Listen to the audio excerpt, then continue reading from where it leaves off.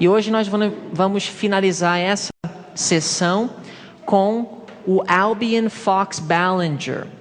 E nós temos estudado sobre o Dr. Desmond Ford, que foi um ministro adventista do sétimo dia da Austrália, que durante as décadas de 1960 e 70 causou muita divisão e polêmica na igreja e finalmente foi demitido no ano de 1980. Depois de sua demissão, houve muita acusação de a igreja ter lidado de forma injusta com Desmond Ford. E muitos evangélicos vieram à defesa de Ford, comparando Desmond Ford com Martinho Lutero. Assim como Martinho Lutero descobriu a verdade de justificação pela fé somente e foi excluído e perseguido pela Igreja Católica, Desmond Ford, da mesma forma, na Igreja Adventista, foi um mártir e foi perseguido por sua fé e coragem. E eu tive a oportunidade de assistir Desmond Ford numa conversa com um evangélico em uma programação de televisão, e eles estavam falando justamente sobre essa questão da demissão de Desmond Ford e como ele foi injustiçado. E nesse debate com Desmond Ford, com alguns evangélicos, na programação de TV do John Ankerberg, o Desmond Ford disse que essa não foi a primeira vez que isso ocorreu dentro da Igreja Adventista do sétimo dia, de um ministro ser excluído, perseguido e tratado injustamente por ser um defensor da verdadeira doutrina de justificação pela fé da Reforma Protestante, mas que também outro homem já antes de mim havia passado e tido uma experiência parecida. E nesse programa de TV ele menciona o Albion Fox Ballinger. Então o próprio Desmond Ford comparou a sua experiência com a de Ballinger. Agora, vocês vão perceber, ao ouvir a história de Ballinger, que a Associação Geral, a igreja, teve uma abordagem e uma forma de lidar com a crise totalmente diferente na virada do século do que nas décadas 60 e 70. Irmãos, Desmond Ford, ele atuou como presidente do Departamento de Religião da Faculdade Avondale por mais de 15 anos, ensinando as mesmas heresias aos alunos que, eventualmente, causaram sua demissão no ano de 1980. Ou seja, não era para ele ter durado tanto tempo no ministério. Não foi no ano de 1980 que Desmond Ford começou a ensinar que a expiação foi completada na cruz e que só havia um compartimento no santuário celestial, ou que não havia santuário celestial como nós havíamos compreendido. Isso já era uma coisa de décadas, e a divisão austrolasiana, sabendo disso, apoiou a Associação Geral em transferi-lo de Avondale para Pacific Union. Mas eu quero que vocês percebam hoje que Albion Fox Ballinger estava ensinando as mesmas doutrinas que Desmond Ford, mas que a atitude da Associação Geral na virada do século foi rápida e foi decidida, foi pontual.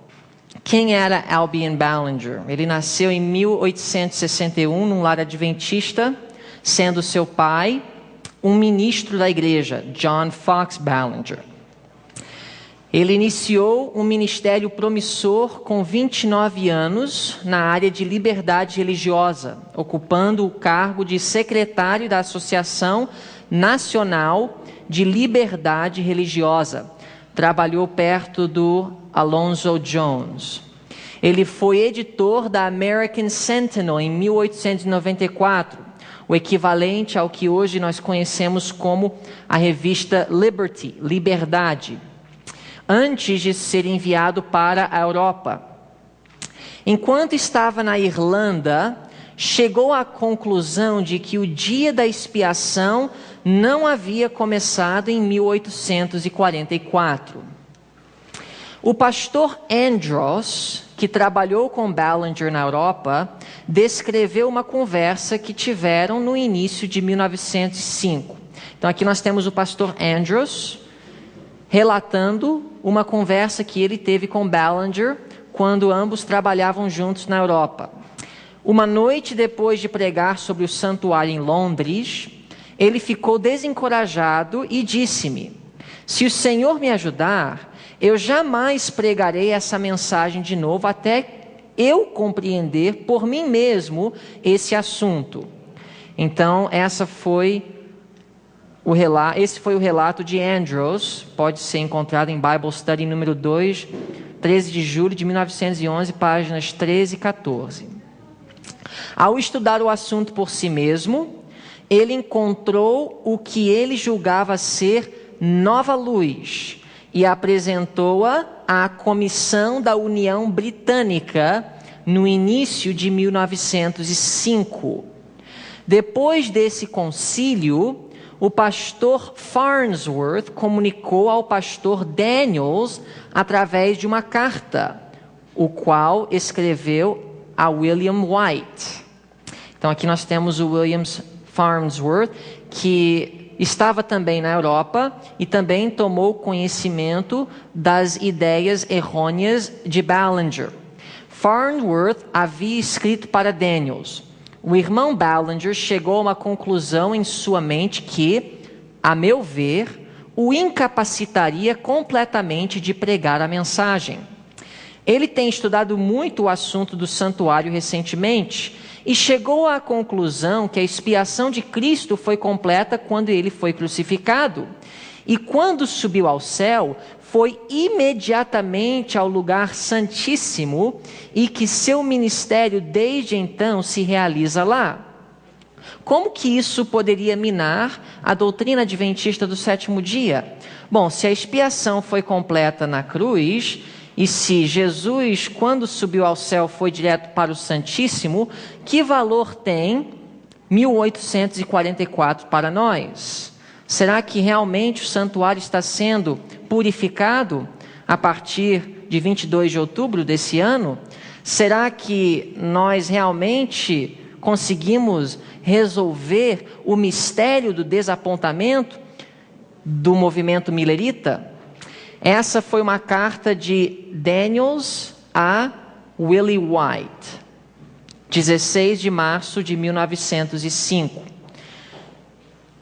Farnsworth advertiu que vários ministros na Grã-Bretanha aceitaram essa nova versão da doutrina do santuário. Na Assembleia da Associação Geral de 1905, o pastor Ballinger teve a oportunidade de apresentar suas ideias durante 3 reuniões aos líderes da igreja. Então, Ballinger teve a oportunidade de se defender, de apresentar o que estava ocorrendo. Ellen White, falando dos ensinamentos falsos de Ballinger, advertiu: nós teremos que enfrentar essas falsas doutrinas novamente. A irmã White estava na Assembleia de 1905. E mais uma vez eu digo, vocês podem digitar o nome Ballinger no CD-ROM para ver tudo o que ela tem a dizer a respeito desse homem. Tudo isso vocês podem conferir em um livro, na realidade tem vários volumes, que foi escrito pelo neto da irmã White, Arthur White, foi pastor adventista. Ele escreveu uma série sobre a vida de Ellen White. E são nesses livros que nós temos o conteúdo que relata a história de Ballinger.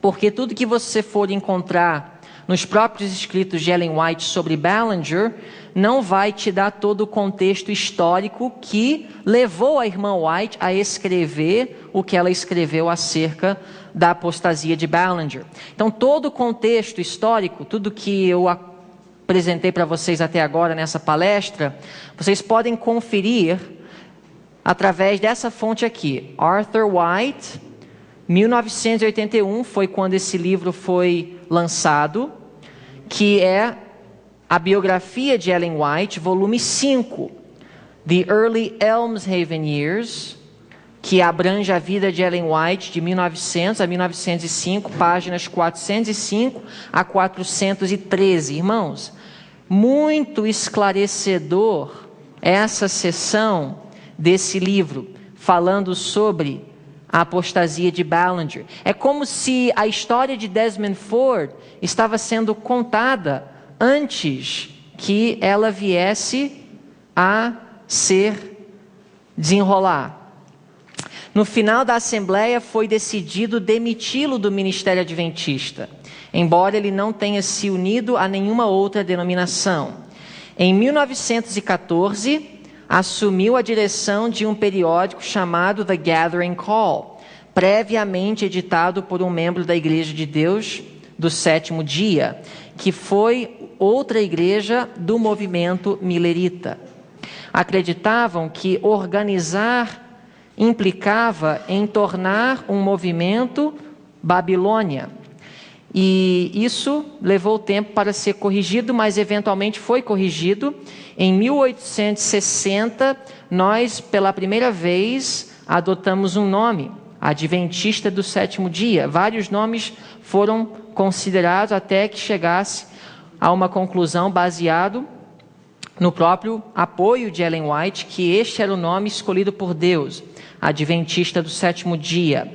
A primeira associação local foi organizada no estado do Michigan.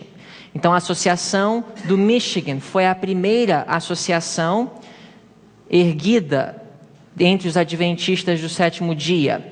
Entre 1861 a 1863, várias outras associações estaduais foram organizadas.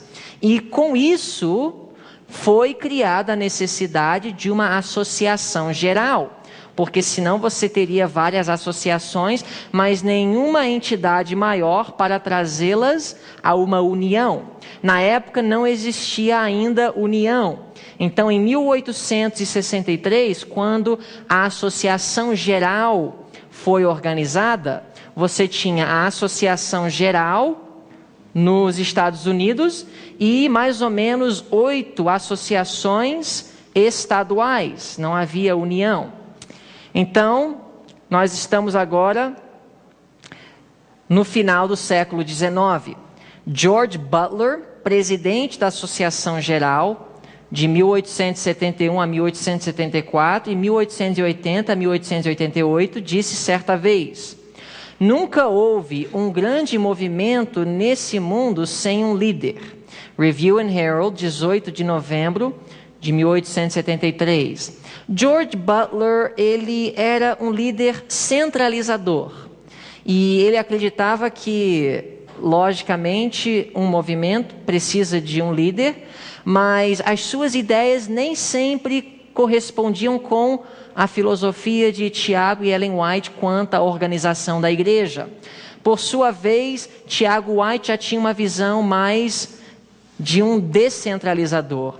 Ele escreveu em um artigo da Review and Herald também, 1 de dezembro de 1874, quanto ao assunto de liderança, nós propomos extrair evidência das palavras de Cristo e os ensinos e práticas dos primeiros apóstolos, que Cristo é o líder de seu povo e essa obra é posto nunca foi dada a nenhum homem na era cristã.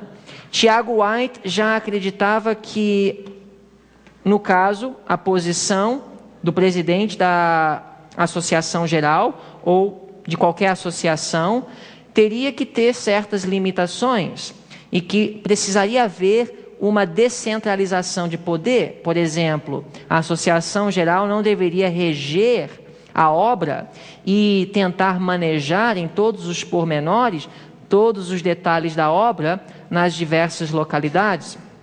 Tiago White, inclusive, por sua vez, foi presidente da Associação Geral em 3 ocasiões, de 1865 a 1867, 1869 a 1871 e de 1874 a 1880.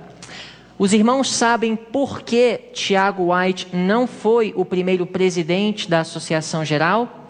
Obviamente, ele teria sido o candidato mais certo para o posto. Mas foi o Tiago White que agitou a questão da necessidade de organizar a igreja. Porque lembrem-se de que até 1860 não havia organização. O povo guardador do sábado estava disperso e não havia uma organização formal, nem um nome.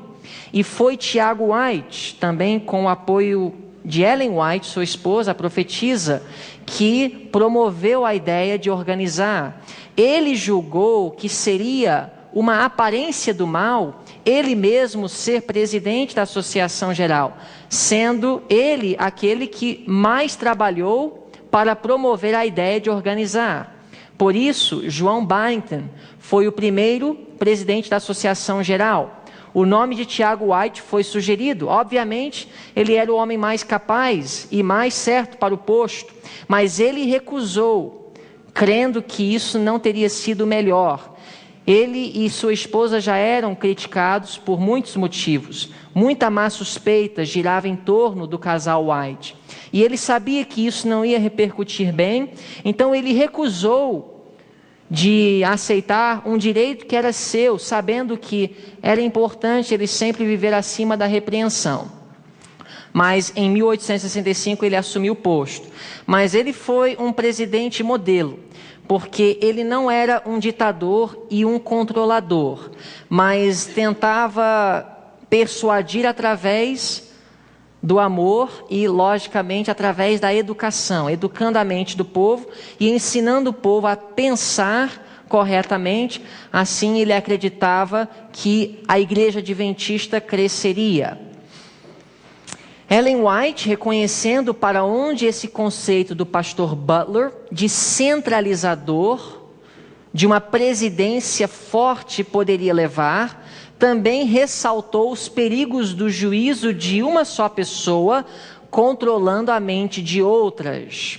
Outro fator que levou à crise de 1888 e à rejeição da mensagem de justiça pela fé foi a questão da centralização do poder. Acreditar que se não estiver de acordo com os líderes, chefes lá de cima, que a igreja não poderia ir em outra direção, que estava contrário aos conceitos de Ellen White de liderança. Em 1876, os delegados da sessão da Associação Geral concordaram. E isso vocês podem comparar no Manual da Igreja. O Manual da Igreja diz 1877, o livro Portadores de Luz diz 1876, mas nessa sessão da Associação Geral, os delegados aprovaram a seguinte declaração, que abaixo de Deus, a mais alta autoridade entre os adventistas do sétimo dia se encontra na vontade da organização desse povo, conforme expressas nas decisões da Associação Geral, quando atua dentro de sua jurisdição apropriada. Isso é, quando uma assembleia devidamente convocada está em sessão. Todos, sem exceção, devem submeter-se a tais decisões, a menos que se possa mostrar que estão em conflito com a palavra de Deus e os direitos da consciência individual. Isso apareceu na Review and Herald, volume 50, número 14, página 106. Tiago White escreveu em 1881...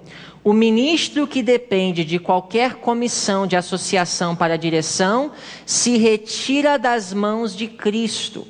Vocês podem ver que Tiago White era um descentralizador. Ele não acreditava que os ministros, os pastores, distritais ou de igrejas locais deveriam estar em todos os pormenores sujeitos e submissos à associação, que eles precisavam de alguma forma preservar sua individualidade. É lógico, dentro de um certo parâmetro, mas que eles, administrativamente falando, precisavam de ter uma certa autonomia.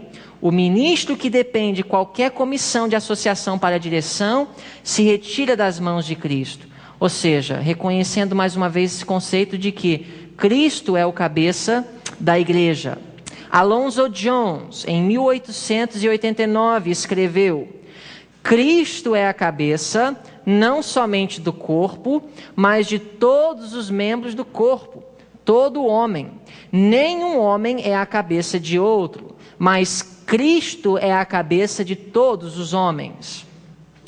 W. Prescott, que atuou como presidente do Battle Creek College e Walla Walla College, que é a faculdade adventista de Washington, não a cidade, mas o estado de Washington, acompanhou Jones e Wagner numa tentativa de minimizar o poder centralizador da Associação Geral na década de 1890.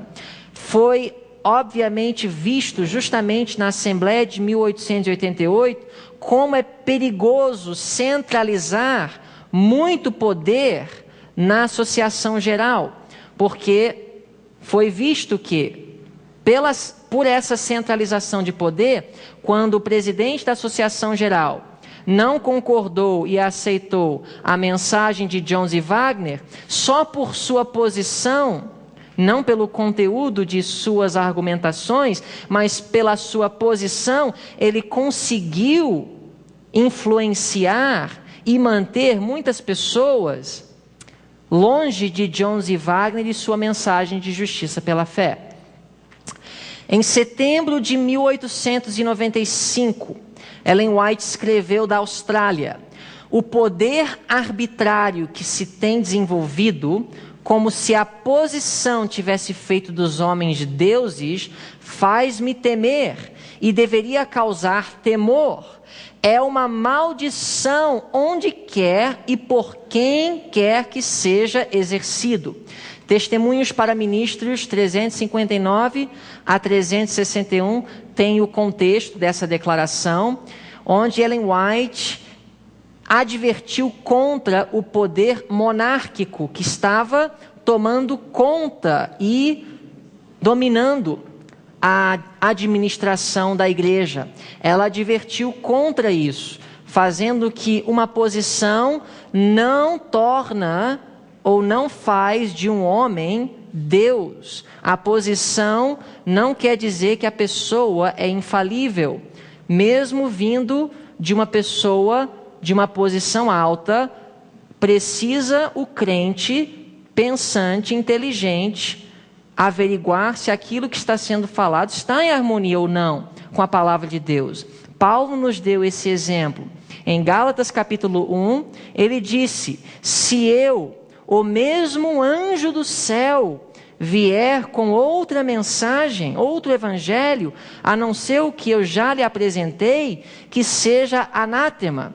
Então Paulo coloca até um anjo do céu como não estando acima da necessidade de ser testado por um assim diz o Senhor. E Paulo elogiou os bereanos em Atos capítulo 17, verso 11. Por quê?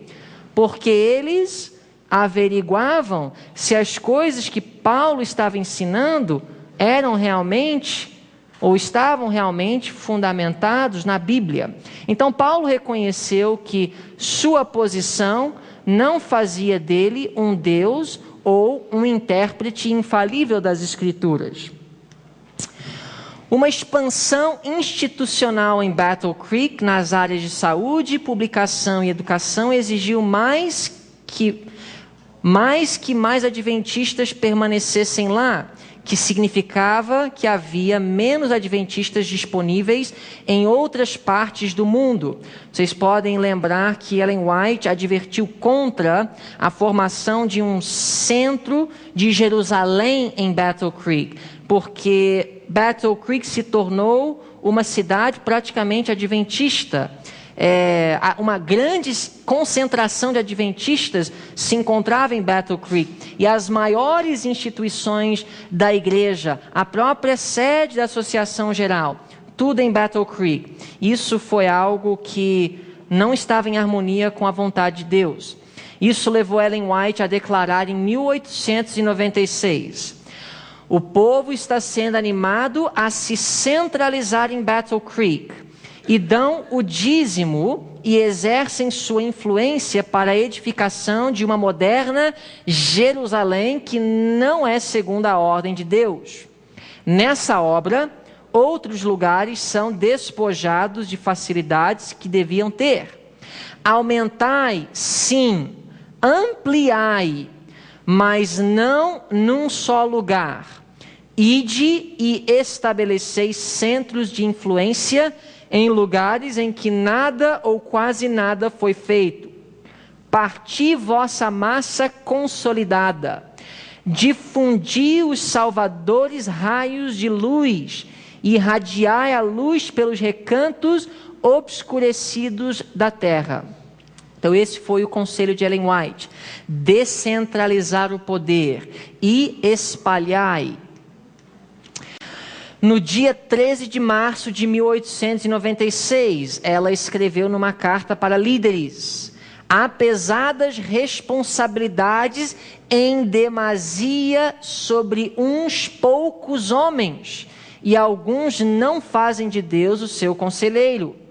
Que sabem esses homens das necessidades da obra em campos estrangeiros. Agora, entendam bem, estamos no ano de 1896. Agora a mensagem adventista já estava na Europa, na Austrália, também estavam se expandindo para a Ásia, América do Sul, África, e até este momento nós tínhamos o quê? A Associação Geral e as associações estaduais ou locais, regionais. Como podiam os administradores em Battle Creek ter condições de controlar e ajudar na administração da obra lá na Austrália, inclusive numa época onde não havia facilidade de transporte e comunicação? Foi isso que criou a necessidade do estabelecimento das uniões. Por que existe a união? Na realidade, a união é uma ponte entre a Associação Geral e as associações locais. Até este momento não havia uniões. E foi enquanto Ellen White estava na Austrália que a primeira união foi organizada. Isso antes de 1901, que foi a União da Austrália, sob a influência e iniciativa da irmã White. E ela estava escrevendo justamente sobre esse ponto.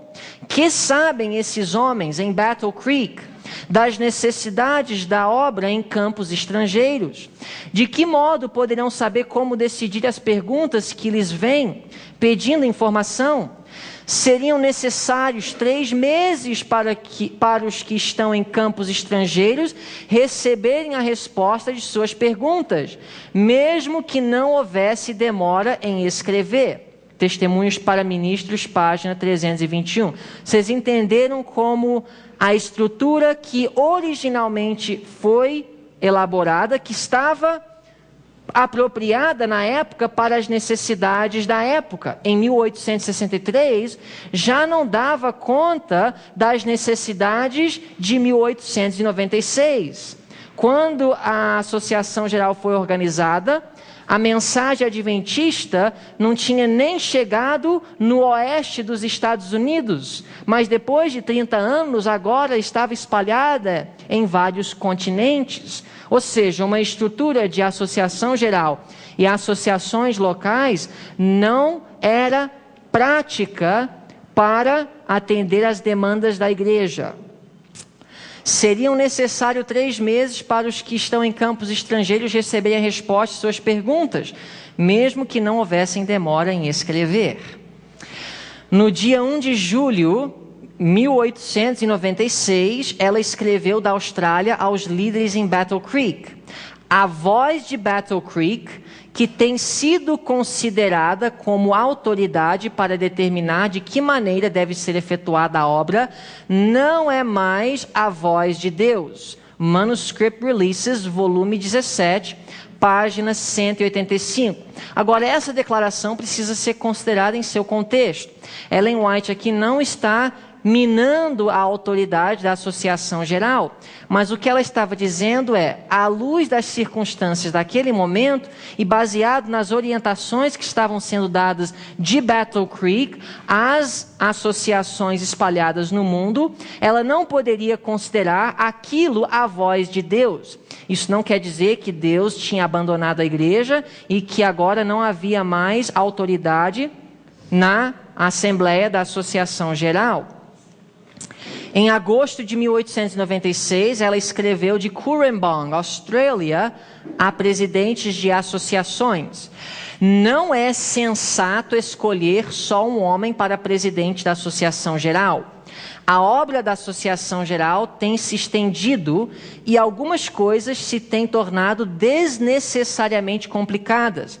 Mais uma vez, ela escreveu isso numa época em que não havia uniões, não havia divisões, era a Associação Geral e eram as associações estaduais espalhadas nos continentes. Seria sábio ter um presidente da Associação Geral, um rei sob o trono de Battle Creek, ditando como a obra deveria estender nos diferentes campos do mundo. Tem se revelado uma falta de discernimento. Deve haver uma divisão do campo, ou se deve idear qualquer outro plano para mudar a presente ordem de coisas. Testemunhos para Ministros, página 342. Então, desde a Austrália, Ellen White acompanhou de perto a necessidade de uma reorganização. Ela iniciou esse processo de apelar aos líderes para estudar um meio de melhorar a estrutura organizacional que foi estabelecida no início. Qualquer organização, irmãos, depois de alguns anos de funcionamento, precisa reavaliar sua estrutura e ver como ela está realmente atendendo às necessidades e ver como precisa haver mudança. Embora em 1863, a estrutura que tinha sido elaborada foi inspirada por Deus, Ellen White estava presente, deu seu apoio. 35 anos mais tarde, obviamente, a obra tinha crescido de tal forma que precisaria haver uma mudança. Então, ela começou a fazer apelos para isso. Tudo isso é o contexto da Assembleia de 1901, onde essa reorganização foi elaborada e posta em função. Na Assembleia da Associação Geral de 1897, em College View, Nebraska, o pastor A.T. Jones liderou uma iniciativa para a reorganização da estrutura da IASD. Irmã White ainda na Austrália. Em 1897, ela, da Austrália, escreveu: os que vivem em países distantes não farão o que o bom senso lhes diz que é correto, sem primeiro pedirem permissão a Battle Creek. Antes de prosseguirem, eles aguardam o sim ou não desse lugar. Isso era bom? Obviamente não. Special Testimony Series A, número 9, página 32. Em 1898, ela foi compelida a escrever da Austrália: faz alguns anos que eu considerava a Associação Geral como a voz de Deus. O que ela estava dizendo? Sob a atual estrutura administrativa, não é possível Deus trabalhar através da Associação Geral para dizer para os líderes nos diferentes campos qual é a vontade de Deus, na forma que a igreja deve se dirigir. Eu tenho que só inserir um ponto aqui. Muitos tomam citações como essa e outras que eu já li para dizer, tá vendo? A igreja de Deus é Babilônia. Está vendo o que Ellen White disse? Já faz alguns anos que eu considerava a Associação Geral como a voz de Deus. Declarações como essas precisam ser colocadas no seu contexto certo. Ela estava falando isso porque precisava haver uma reorganização para que Deus pudesse trabalhar melhor através da liderança de sua igreja. Isso veio de Manuscript Releases, volume 17, páginas 216. J.H. Wagner, esse é o pai do Wagner, o Mensageiro, de 1888. Em 1899, ele e Prescott apresentaram fortes discursos que apelaram para uma reorganização que talvez tendessem para a desorganização. Ou seja, alguns passaram a levar esse conceito de reorganização um pouco longe demais, ao ponto de descentralizar, e agora ficaria como se fosse um caos. Existem dois extremos: o poder monárquico, onde o poder está muito centralizado em poucos homens, ou um só homem, mas o outro extremo é descentralizar ao ponto de que a associação lá na Grã-Britânica poderia ter autonomia até mesmo para mudar as nossas doutrinas, ou tomar decisões administrativas que estariam em conflito com padrões e princípios já estabelecidos pela Assembleia de um modo geral. Isso também não seria prudente. Parece que o pastor George Irwin tentou trazer equilíbrio. Ele era o presidente da Associação Geral na virada do século. O Senhor quer organização e sistema em sua obra, mas Ele não quer que a organização seja arbitrária e ditatorial. Carta de Irwin a Ellen White, de 20 de janeiro de 1899. A partir de 1889, as sessões da Associação Geral passaram a reunir-se a cada 2 anos, havendo concílios distritais nos anos intermediários. Seriam os concílios anuais de hoje. Hoje é cada 5 anos, não é?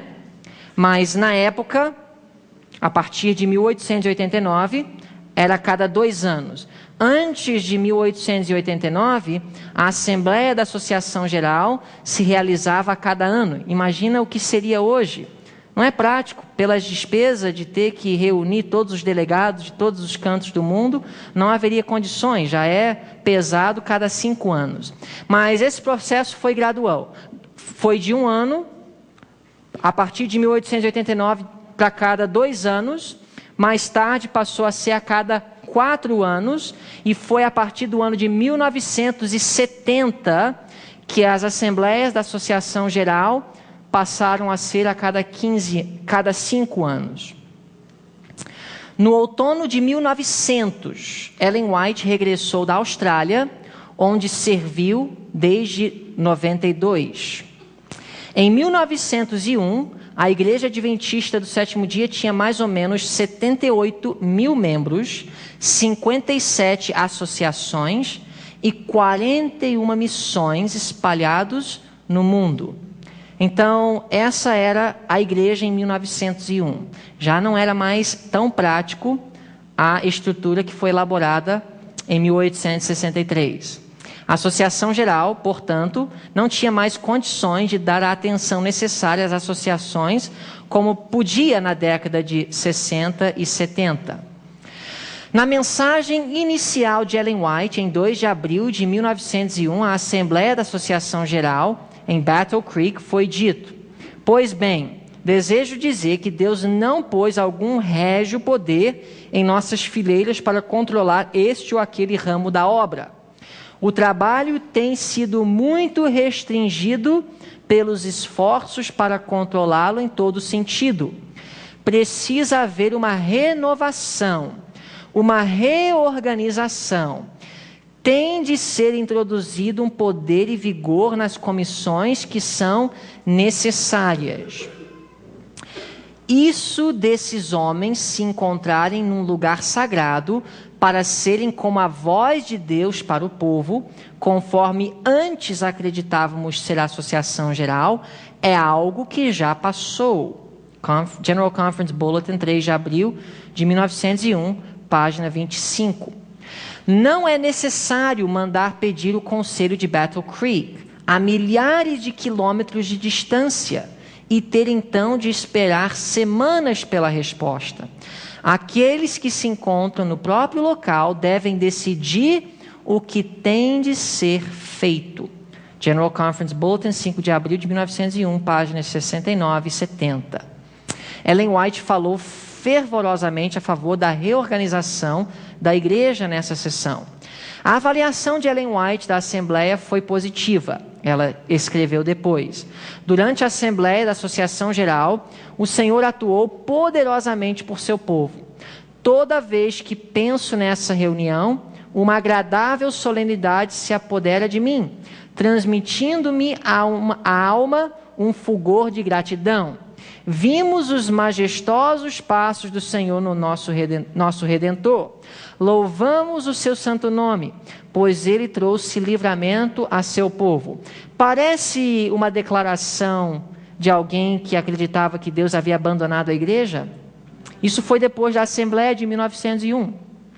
Muitos dizem que foi nessa época que a voz da Associação Geral já não era mais a voz de Deus e que a própria Ellen White já estava reconhecendo que Deus estava se afastando da organização da igreja. Mas essa foi a avaliação dela. É lógico que a igreja ainda estava em meio de várias crises. A crise panteísta de João Kellogg. E, obviamente, em breve iria enfrentar a crise com Ballinger. Mas ela reconheceu até a sua morte que Deus estava conduzindo o trabalho, mesmo na organização. Isso, Review and Herald, 26 de novembro de 1901. O pastor Arthur Daniels, com 43 anos de idade, foi eleito presidente da Associação Geral, substituindo o pastor George Irwin, tendo tido 13 anos de experiência administrativa na Austrália e Nova Zelândia. O pastor Daniels era conhecido da irmã White por ser um dos líderes na Austrália enquanto a irmã White estava lá. E foi então eleito novo presidente da Associação Geral em 1901. O desenvolvimento da igreja na Europa na década de 1880 revelou a necessidade de dividir a administração da igreja em regiões, criando assim centros administrativos intermediários entre as associações de cada estado do país e a Associação Geral, ou seja, uniões.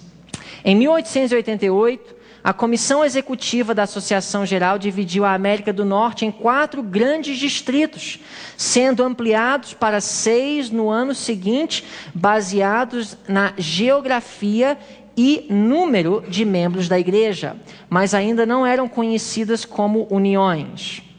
Em 1894, foi organizada a União Australasiana, a primeira organização intermediária oficial. Quanto à necessidade de dividir a Associação Geral em uniões, Ellen White disse, isso vem de Testemunhos para a Igreja, volume 8, página 233. Ela escreveu: a obra em diferentes países não tem de estar vinculada por meio de contratos à administração centralizada em Battle Creek. Esse não é o plano de Deus. Ela escreveu em 1903, olhando para trás. Deus não estabeleceu entre os adventistas do sétimo dia nenhuma autoridade suprema para dirigir toda a corporação ou qualquer seção da obra. Ela não estipulou que a responsabilidade da direção recaísse sobre uns poucos homens. As responsabilidades são divididas entre grande número de homens competentes. Testemunhos, volume 8, página 236.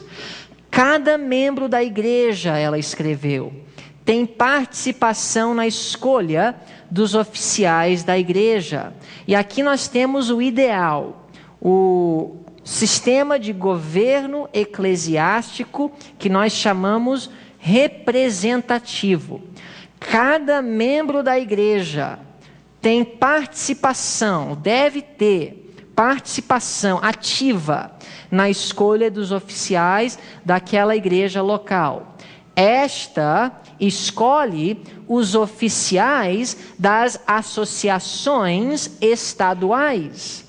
Os delegados escolhidos pelas associações estaduais escolhem os oficiais das uniões. E os delegados escolhidos por estas escolhem os oficiais da associação geral. Ela continua dizendo: por meio desse sistema, cada associação, instituição, igreja e pessoa, quer diretamente, quer por meio de representantes, participa da eleição dos homens que assumem as responsabilidades principais na associação geral. Testemunhos para a Igreja, volume 8, páginas 236 e 237. Isso não funciona tão bem no Brasil como nos Estados Unidos.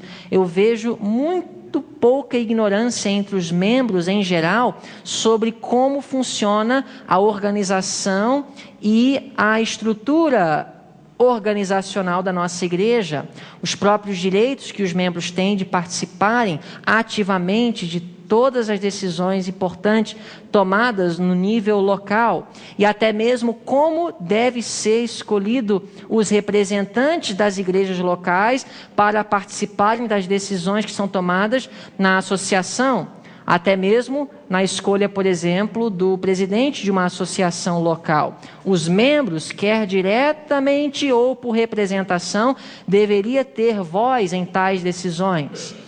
Em 1903, ela declarou: a divisão da associação geral em uniões foi uma solução de Deus. De quem? Deus. No trabalho do Senhor destes últimos dias não devem existir centros semelhantes a Jerusalém, nenhum poder absoluto. Irmãos, não deve existir um poder absoluto, mesmo se alguém ocupa uma posição elevada. Testemunhos para a Igreja, volume 8, páginas 232 e 233.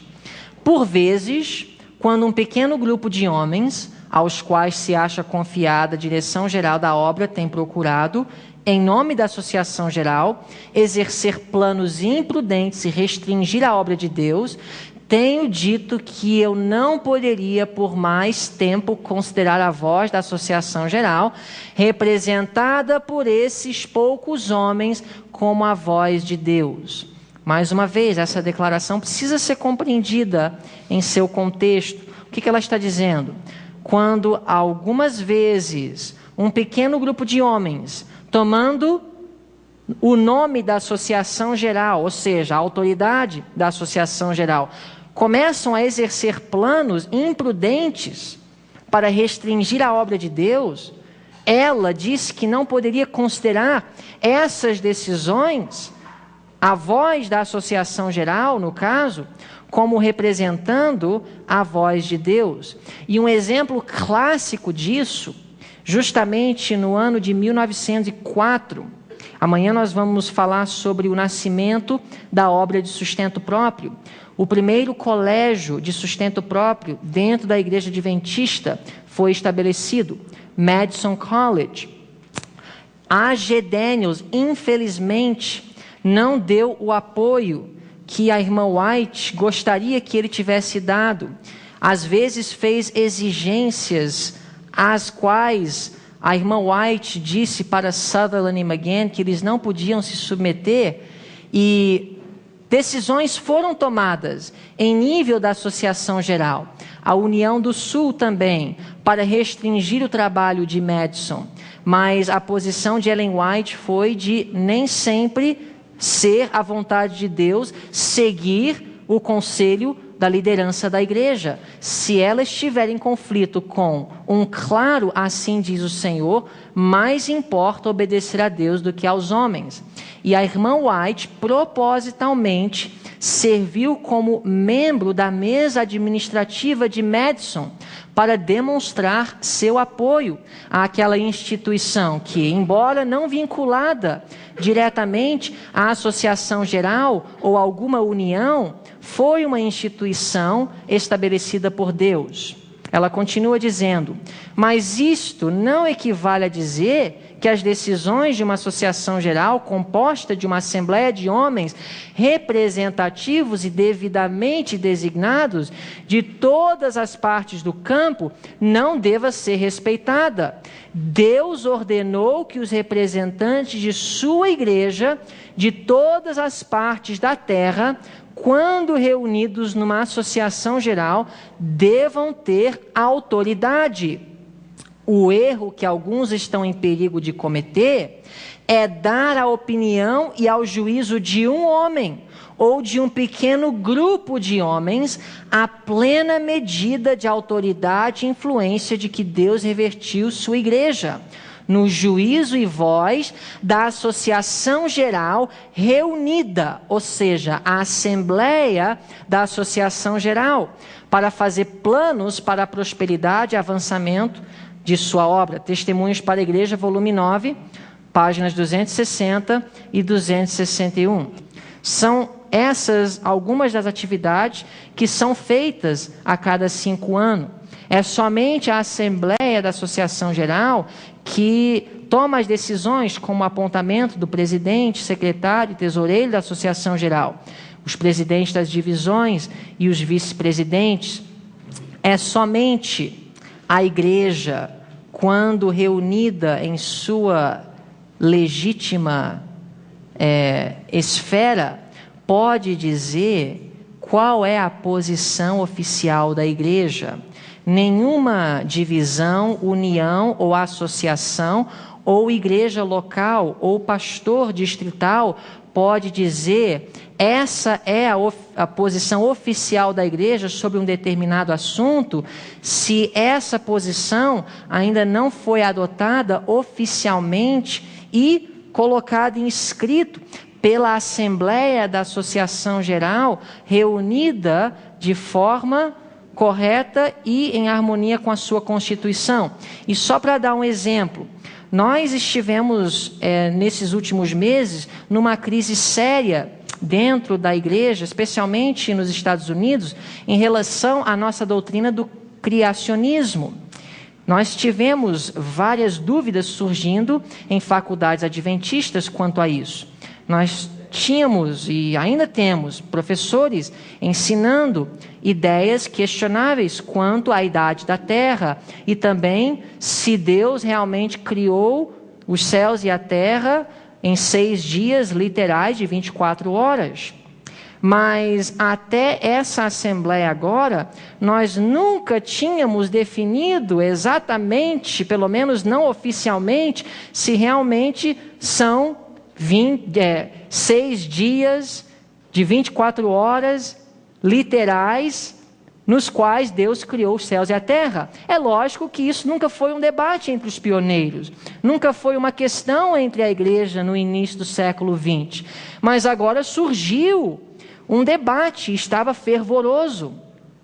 E por isso, nessa assembleia, no mês passado, a igreja reunida na Assembleia da Associação Geral avaliou a questão e então agora houve uma nova posição sobre a criação. A igreja se posicionou corretamente, louvado seja Deus por isso. E agora está categoricamente, agora alguém que queira ensinar ou pregar que a idade da terra é de não sei quantos milhões de anos, agora fica em conflito direto com a posição oficial da igreja.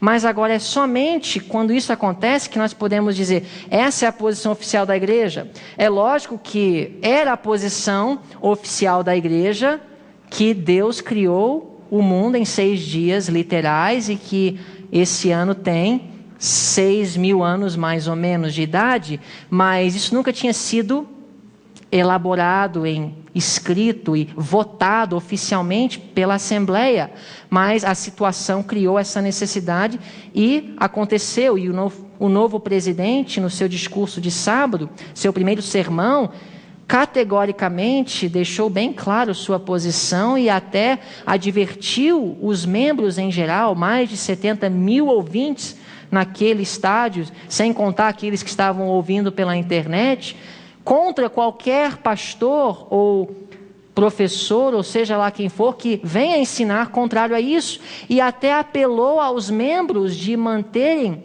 a sua liderança dentro desse parâmetro estabelecido por Deus, no que diz respeito à criação e outros pontos de controvérsia hoje dentro da igreja. Então, é assim que nós podemos dizer que nós temos uma posição oficial. Então, às vezes, uma associação pode dizer a posição oficial da igreja sobre tal e tal assunto é essa, mas se ainda não tem sido resolvido da forma correta entre os delegados reunidos numa assembleia devidamente convocada, isso é uma associação usurpar uma autoridade que não foi dada a ela. Nós temos várias formas de governo eclesiásticos. E nós vamos terminar com esse ponto. Nós temos o congregacional. Forma de governo em que a igreja local tem a suprema autoridade dentro do seu próprio domínio, estando independente de outras instituições. A maioria das igrejas evangélicas, pelo menos nos Estados Unidos, funcionam dessa forma. Não foi assim que a nossa tem funcionado e não é a vontade de Deus que seja assim, por vários motivos, para preservar a união e para facilitar a expansão da mensagem. O sistema congregacional não é o ideal. Nós somos um povo com uma visão global. Muitas igrejas evangélicas não existem com essa mentalidade de uma missão global. Então, um sistema de governo eclesiástico congregacional funciona para elas. E por isso existem muitas mega churches que funcionam com esse sistema de governo. Nós temos o episcopal, forma de governo por bispos, comumente com 3 ordens de ministros, bispos, sacerdotes e diáconos. Nós temos o papal, forma de governo eclesiástico, em que o Papa é investido de autoridade suprema, governando a igreja por intermédio dos cardeais, arcebispos, bispos e sacerdotes, sendo que a igreja local e seus membros não possuem autoridade na administração da igreja. Isso é o papal. E nesse sistema de governo, o Papa tem uma autoridade absoluta e suprema. Ele não precisa responder a um corpo maior que ele. Se ele fala, os cardeais, arcebispos, bispos e sacerdotes precisam acatar, e não existe um corpo para o qual ele pode ou eles podem apelar. Ou seja, a palavra do Papa é infalível e ele falou, está falado. E assim é também com os arcebispos em relação aos bispos, e os bispos em relação aos sacerdotes, e o próprio povo em relação aos sacerdotes. Se o sacerdote falou, o povo simplesmente não questiona, porque o sacerdote está acima do povo. Então ele não precisa dar satisfação, ele não precisa convencer teologicamente, por sua posição ser maior do que a do povo, ele simplesmente falou, está falado. É uma hierarquia onde não há sistema para apelo, não há como resolver as coisas de forma democrática. Representativa. Este é o meio estabelecido por Deus. Forma de governo em que a autoridade da igreja repousa nos seus membros, com a responsabilidade executiva delegada a entidades e oficiais representativos para conduzir a igreja. Em outras palavras, a autoridade está com o povo, mas o povo, com essa autoridade, vai apontar seus líderes. E o povo vai determinar os parâmetros daquele líder. E dentro daqueles parâmetros, ele tem autonomia, sim, de exercer a sua função.